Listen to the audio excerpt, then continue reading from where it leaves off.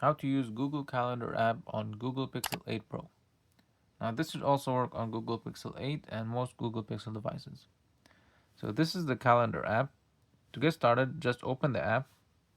Now the Google Calendar app helps you keep track of events, appointments, or tasks that you have set up. It will also sync with your Google account, so all your schedules will always be up to date. So for example, if you click on June 4th, you can add a task or an event. So if I want to add a task, just click on task. Then you can say whatever, like take out the trash. Then click save. Then once you do the task, just click on it and then mark as completed. Now you could also add an event. So click on the plus sign. Click on event. Let's say you have a meeting, so you can say meeting at 1.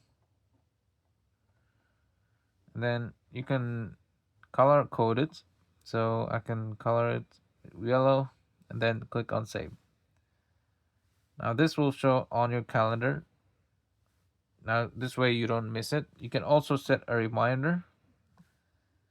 So it already has a reminder set by default. It will remind you 30 minutes before the event.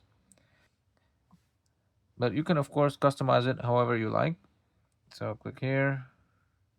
You can remove it and then add a reminder 10 minutes before.